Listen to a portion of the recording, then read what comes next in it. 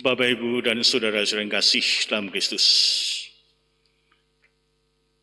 Dalam pengalaman hidup kita sehari-hari, pasti kita pernah atau mungkin juga sedang dan akan mengalami pengalaman ditolak oleh orang lain.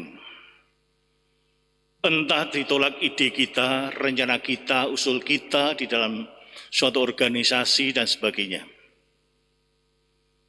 Bagaimana sikap Anda waktu mengalami penolakan itu? Apakah Anda tenang dan menguasai diri pada waktu itu? Lalu bagaimana sikap Anda pada saat ditolak oleh orang lain? Bapak, Ibu, dan saudara kasih, Injil hari ini berkisah perjalanan Yesus ke Yerusalem.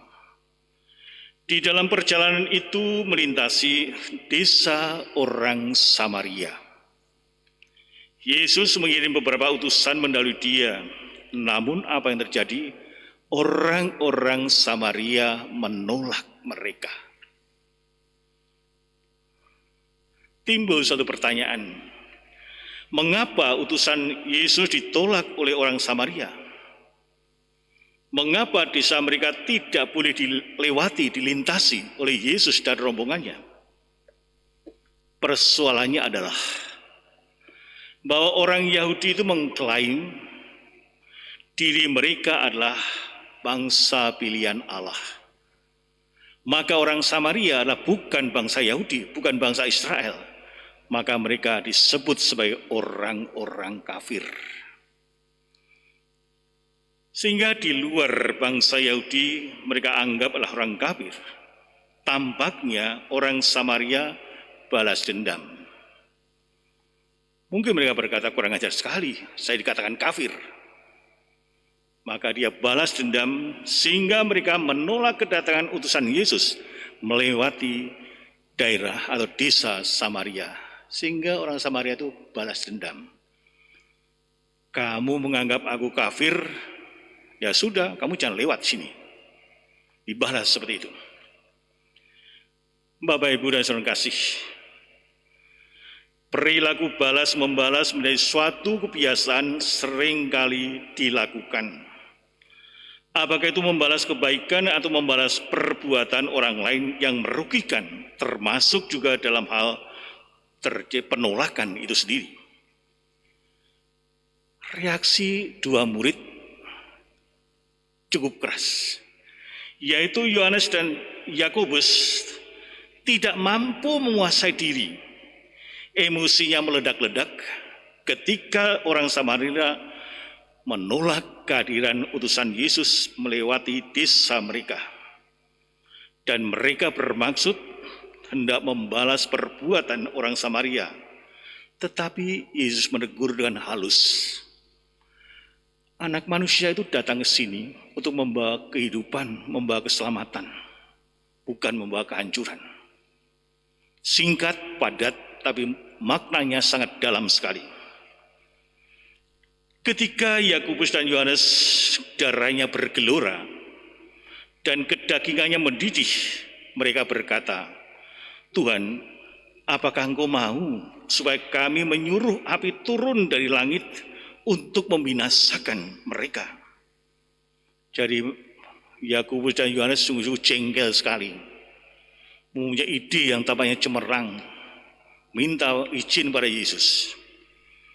Akan tetapi Yesus berpaling dan menegur mereka. Mengatakan anak manusia datang untuk membawa kehidupan, bukan membawa kematian. Bapak, Ibu, dan saudara kasih, dalam menghadapi penolakan dan perbuatan jahat, Yesus mengedepankan hubungan kasih.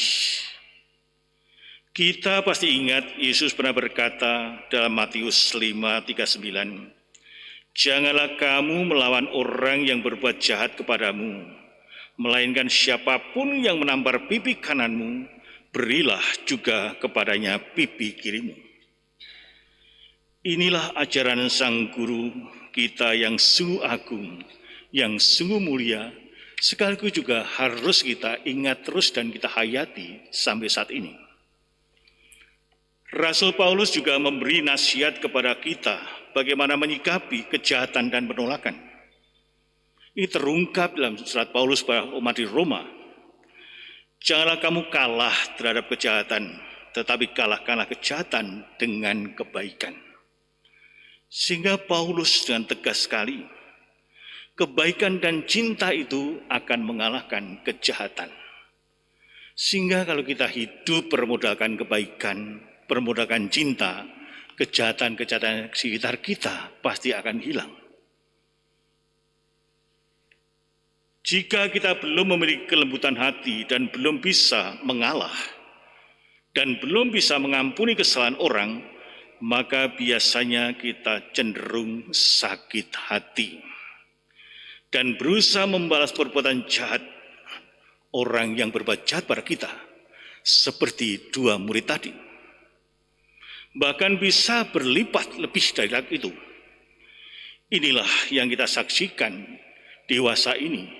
Bagaimana orang yang sakit hati, tidak mempunyai pemaaf dan pengampun, akhirnya bisa saja terjadi pembunuhan yang lebih sadis.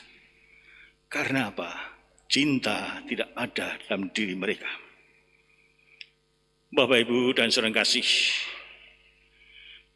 Rasul Paulus yakin bahwa Tuhan itu akan membalas perbuatan jahat orang lain terhadap diri kita. Kalau demikian, apa tugas kita? Tugas dan kewajiban kita adalah memaafkan, mengampuni, dan juga bahkan mendoakan mereka. Ini tidak mudah. Bagaimana mungkin kita mendoakan orang yang membuat kita jengkel, mungkin menyakiti hati kita? Melihat wajahnya pun sudah muak. Bahkan ketika Anda makan bakso pun seperti kepala orang itu.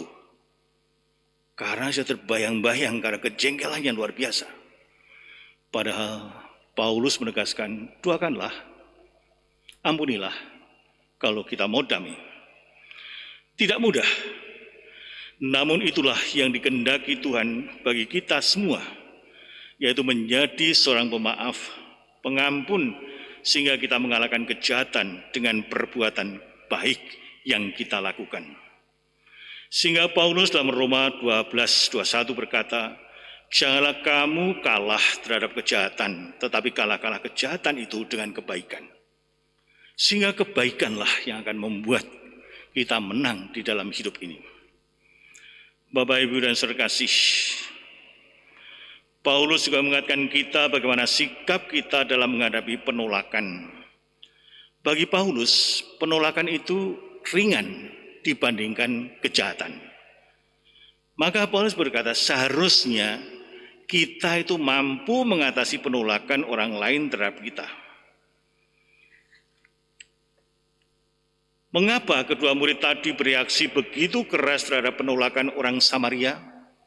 Kita bisa bertanya, kita bisa membayangkan, berimajinasi, mengapa ya Yakobus dan Yohanes tadi begitu marah sekali? Karena menyangkut harga diri. Mereka merasa disepelekan, mereka merasa tidak dihargai, dan mereka merasa dihina oleh orang Samaria, sehingga menimbulkan suatu kemarahan hati yang luar biasa yang meledak-ledak. Sehingga gara-gara merasa disepelekan, tidak dihargai, dari kedua murid tadi bersikap keras.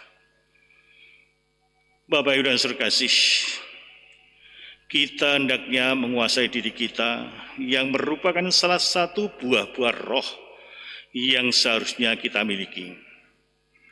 Agar sikap kita menghadapi penolakan dengan kesabaran dan bijaksana. Kita diingatkan sebagai orang beriman, supaya tidak gegabah dalam mengatasi masalah. Jadi ya cepat-cepat, jangan emosi di dalam menghadapi masalah. Mungkin juga reaksi-reaksi yang mungkin tidak menyenangkan. Kita diajarkan untuk berhati-hati dalam menggumuli permasalahan.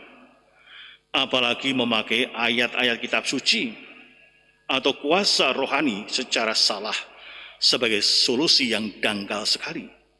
Untuk mengatasi persoalan-persoalan itu sendiri. Orang begitu mudah pada masalah langsung munculkan ayat-ayat kitab suci. padahal nggak nyambung. Masalah selesaikanlah dengan kasih. Yesus mengajarkan kita memiliki kesabaran, cinta, pengampun.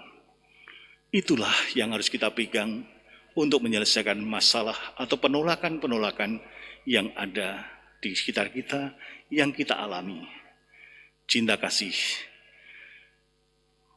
mampu mengalahkan segalanya, sehingga kita bisa lihat apa yang mau diajarkan Yesus.